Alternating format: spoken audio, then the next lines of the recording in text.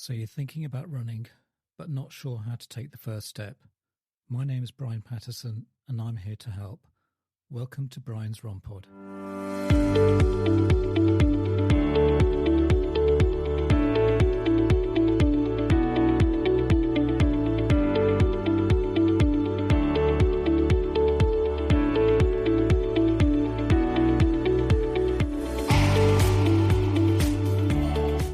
Welcome back to Brian's RunPod, and it's me, your host, Brian Patterson, talking to you about all things running. On today's show, we're talking about virtual racing, the rise of virtual racing, creative running challenges, popular platforms like Strava and RunKeeper, also what are the benefits of virtual racing, plus how to get involved. I'll also include links in the show notes to everything that I've talked about today, and I'm also going to continue our look at running events in the Olympics.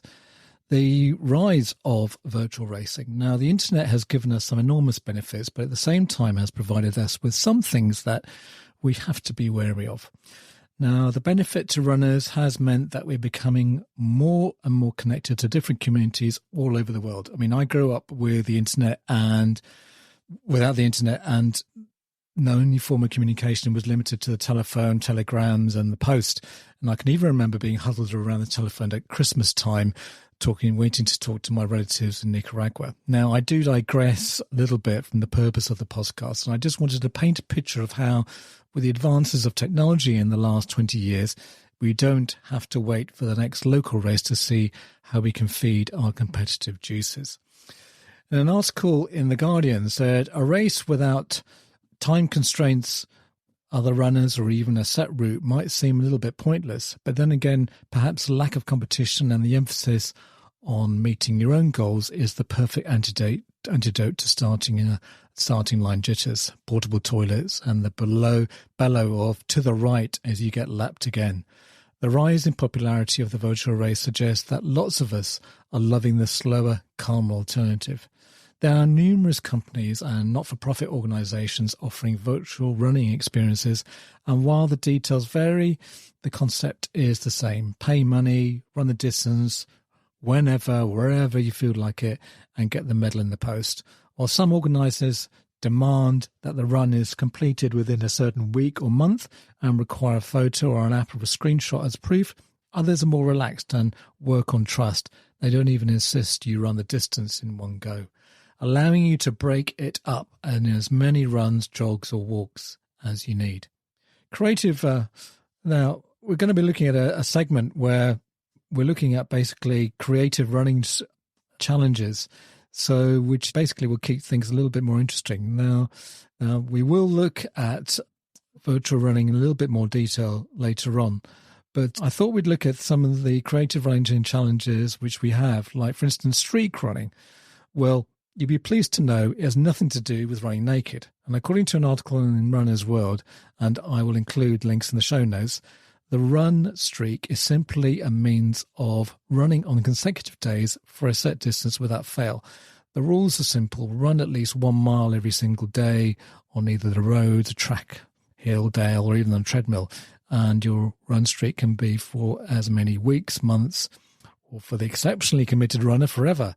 According to Street Runners International, Inc., one of the two official streak bodies, the other being in the United States Running Streak Association, some people have exceeded 5 decades of streaking. Atop the UK active run streak list is Jim Taylor, 68, who ran his run streak in 1993 and has a current streak of 10,969 days. That's over 30 years of daily runs.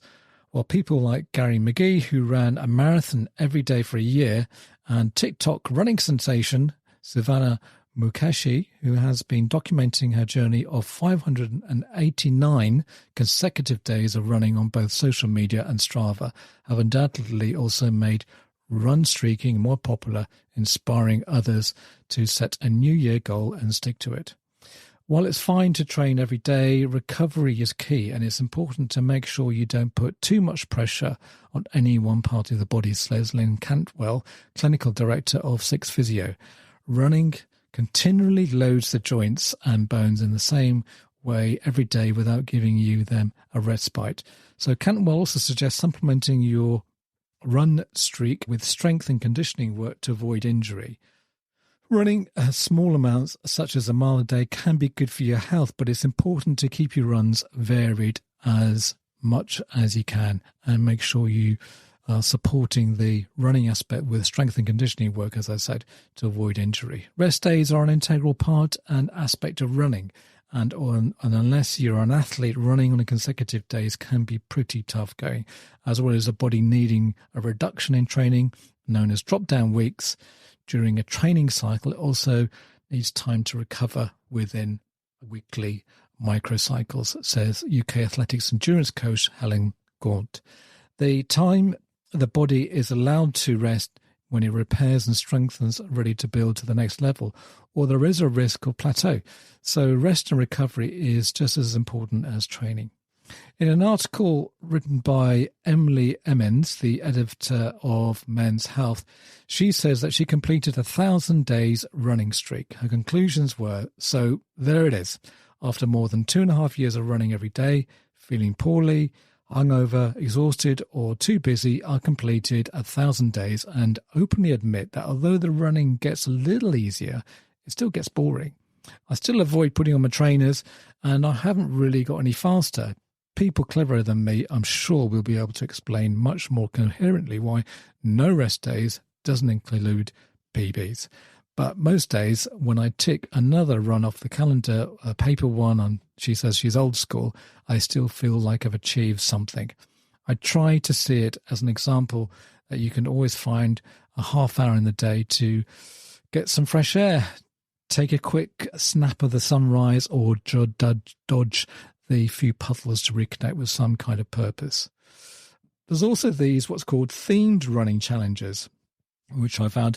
Now, if you're becoming bored with the standard running training and completing the same type of events like 5K, 10K, or even marathons events, then perhaps you should consider an alternative. From racing a horse to running away from zombies, there are plenty of unusual, quirky races out there for you to make the most of.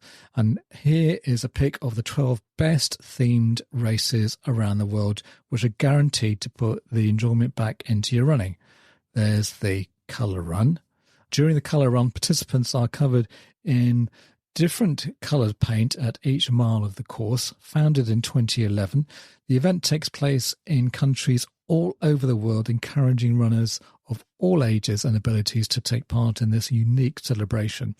The essence of this event is to celebrate the happiness of running, promote health benefits of the sport, and celebrate individuality. There are no timers on the course, as organisers encourage participants to have fun, enjoy the experience, and those running in the event wear white clothes to enjoy the full novelty of the colour and to cross the finishing line looking like they run through a rainbow.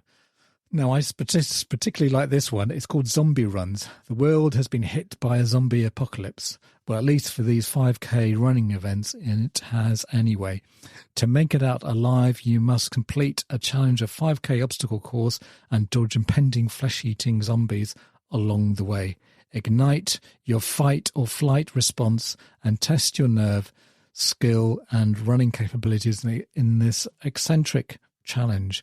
Runners begin the course with 3 flags attached to their belt, and these act as lives during the race, and it is the zombies' job to try and remove them from the participants. Runners aim to finish the race with at least one of the lives still attached to their belt. Should you lose all your lives, you can still finish the 5K, but you won't qualify for a survivor's medal because unfortunately zombies will have infected you. The adrenaline-filled experience is something to try if you're looking for something out of your comfort zone, and I've included a link in the show notes to a website called The Jungle. Then there's the Antarctic Ice Marathon, with the average temperature of minus 20 degrees Celsius, altitude of 700 meters, and a small matter of running a marathon in the snow and ice. The Antarctic Ice Marathon is not for the faint-hearted, and only a limited number of competitors can take part a year in the southernmost marathon on Earth. And for those looking to join the exclusive 7 Continents Marathon Club, completing the Antarctic Ice Marathon ticks off the 7th continent in style. Let's take a quick break. Just a short break to tell you about some exciting news. We have a new feature on the podcast. You can now send me a message. Yep, you heard it right. Brian's RunPod has become interactive with the audience. If you look at the top of the episode description, tap on Send Us a Text Message. You can tell me what you think of the episode or alternatively, what you would like covered. If you're lucky, I might even read them out on the podcast. Now, back to the podcast. There's another one called, which is the Empire State Building Run-Up. Now, this is a tough race. It is one of the most famous tower races. The Empire State Building Run-Up sees participants take on New York's tallest building and run up all of 1,576 stairs in the fastest time possible. To ascend the Empire State Building in an effort to takes around 1 minute. Running the 86 flights of stairs takes the fastest runners around 10 minutes. And the annual event began in 1978, and only a few hundred people are selected to run each year. Now, there's other one, as I did say, called Man versus Horse. Inarguably one of the most bizarre running events in the world. Annual Man versus Horse event sees participants pit themselves against horses. And the event first came about as a result of a pub bet by two men who were drinking in the landlord Gordon Green's pub. And one of the men assured his friend that the man was capable of outrunning a horse over long distances. Green decided to put his punter's argument to the test, and so the Man versus Horse race was born. Now, run in the small Welsh town. I won't pronounce the name. I can't. And it took 25 years for the man's argument to be proven correct. When in 2004, Hugh Lobb won the event. And I wonder if that event is still going. There are many others. There's the Walt Disney World Marathon Weekend. There's the electric run. And if you had enough of running in the daylight, then sign up for the eccentric glow-in-the-dark 5K electric run. Run in the dark. The event incorporates lights, music, Yuffie costumes, one-of-a-kind after-party that feels more like a festival than a post-race celebration. There's the Krispy Kreme Challenge, Wife-Carrying Championships, Sonderhausen Marathon. There's the Borrowed Days World Championship. This is about guiding a donkey along a course. You're not allowed to whip or ride the donkey at any point in the quest to getting the donkey to complete the course. There's the 5K Foam Festival. The 5K Foam Festival is a course filled with inflatable obstacles, mud and foam, and the primary aim of the festival is for participants to have fun. The event is family friendly and usually comprises of 16 and 25 obstacles to make up the course over a distance of around 5K. The event is a great challenge for those looking to try something a little different.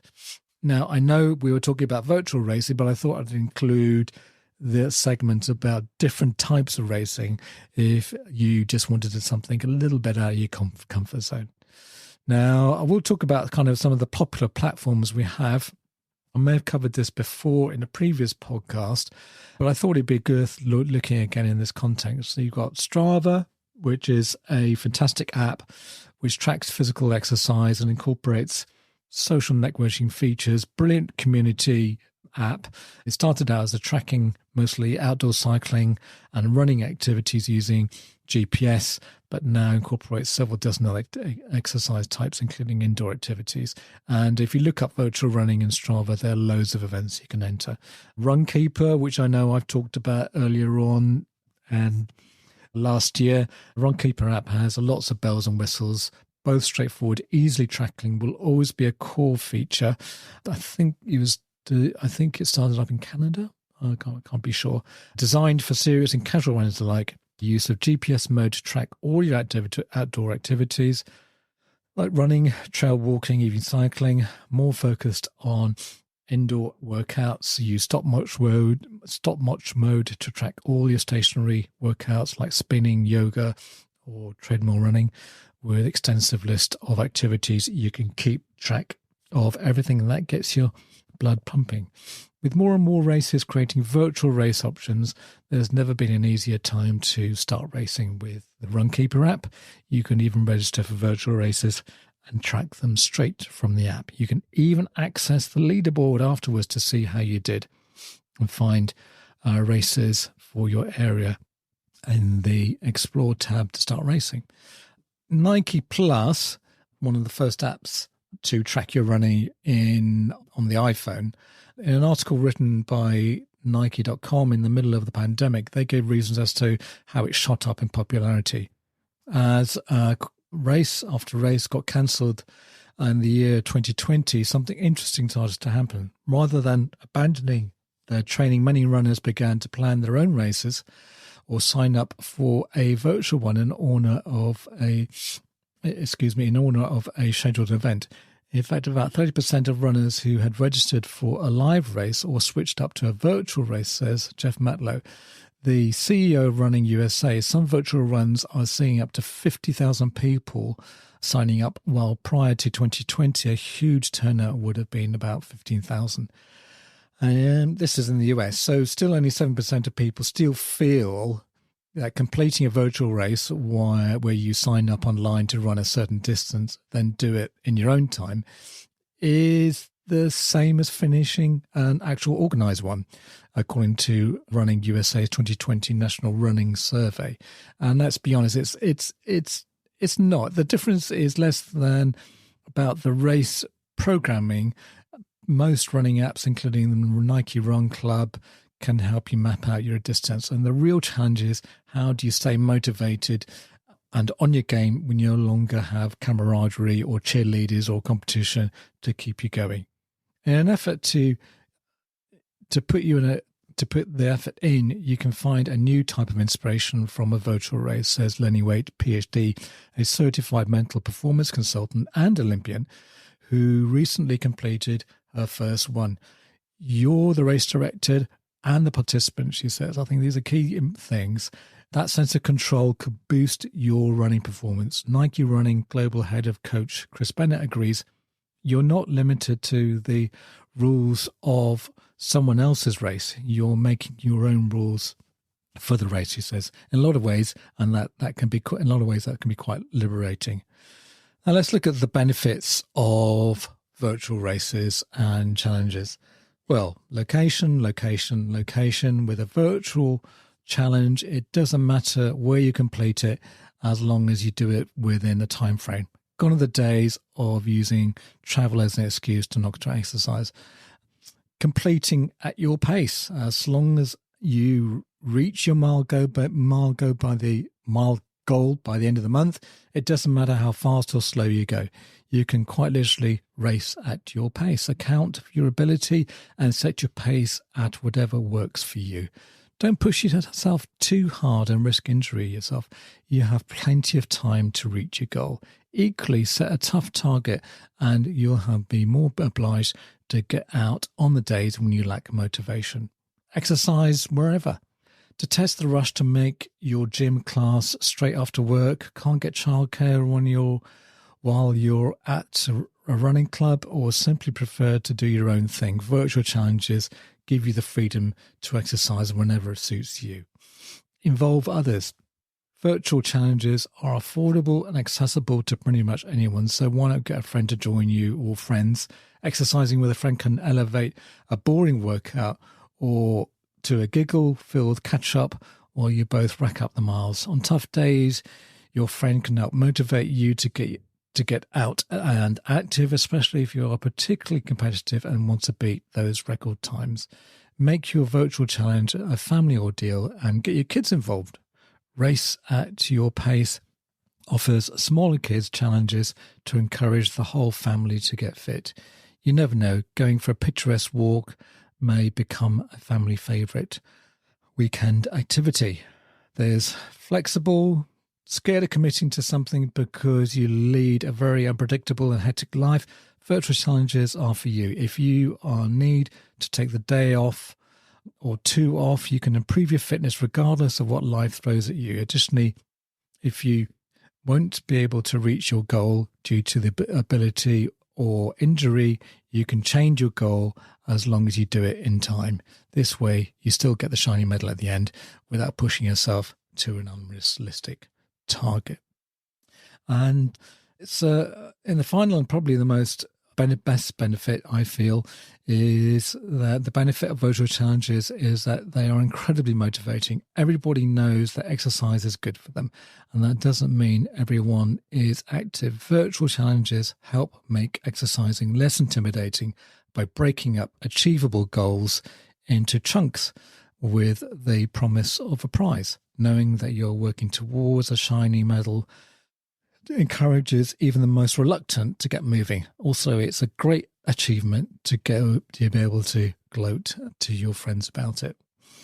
How do you get involved? I've included a link to a website called Virtual Runner UK, and I'm sure wherever you are in the world, there may be similar types of websites that offer virtual running. So you can browse as to when you want to do the challenge, the race distance, if you want to do a multi-sport event. It even let you know how much time is left to enter, and this is just one resource. And as I said, I'm sure Strava or one of the other popular running apps, there's so much resources out there online. And now it is that time of the program. We'll be looking at an Olympic running event. But anyway, that's it about virtual racing, and I will be covering another topic in next week on Brian's RunPod.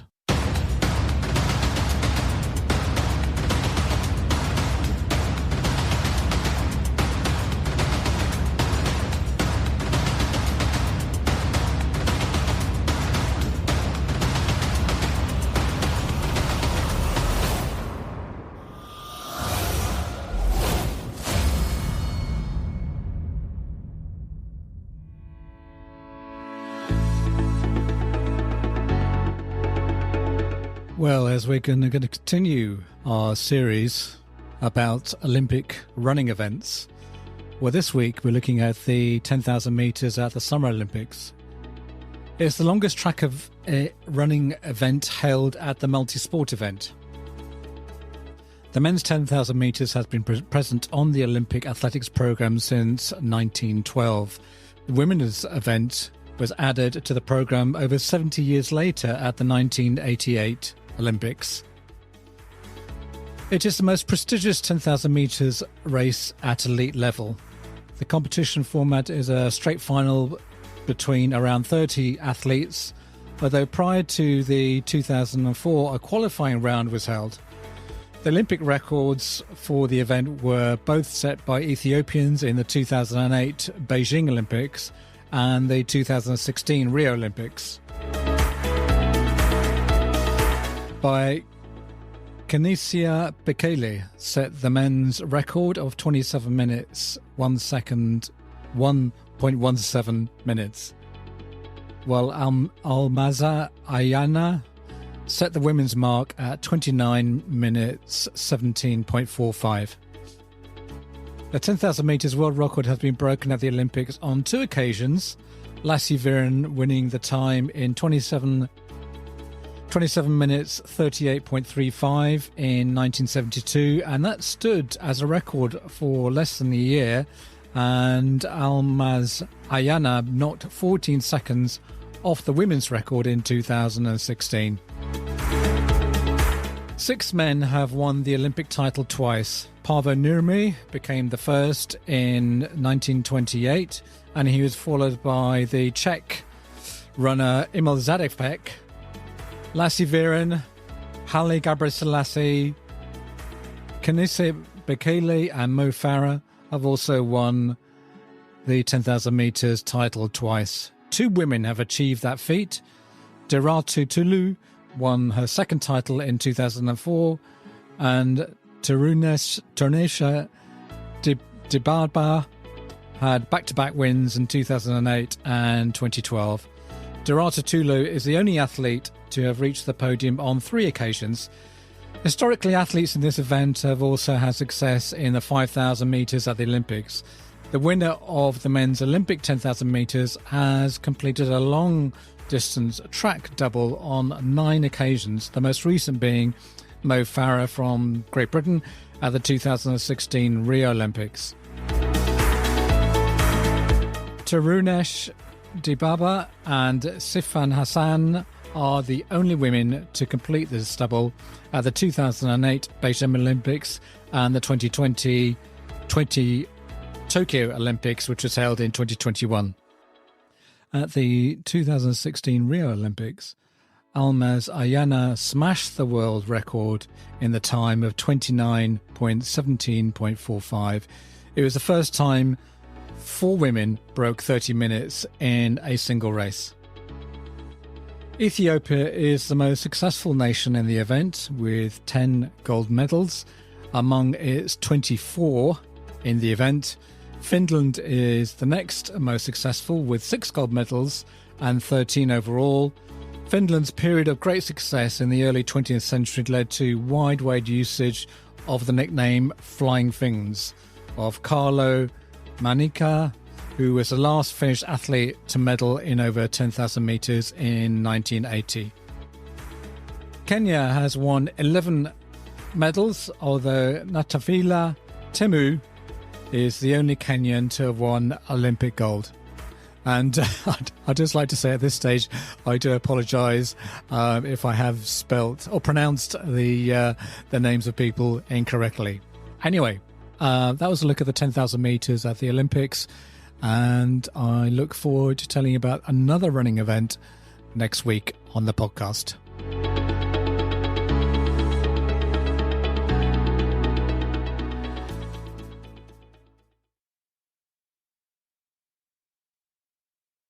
And that's a wrap for another exhilarating episode of Brian's RunPod. Thanks for tuning in, folks. As always, we've got your back with all things running. And next week, get ready for some awesome beginner hints and tips to kickstart your running journey. Oh, and before we sign off, exciting news. We're now available on YouTube. So whether you're pounding the pavement or chilling at home, you can catch us there too. Plus, we have a new feature on the podcast. You can now send me a message. Yep, you heard it right.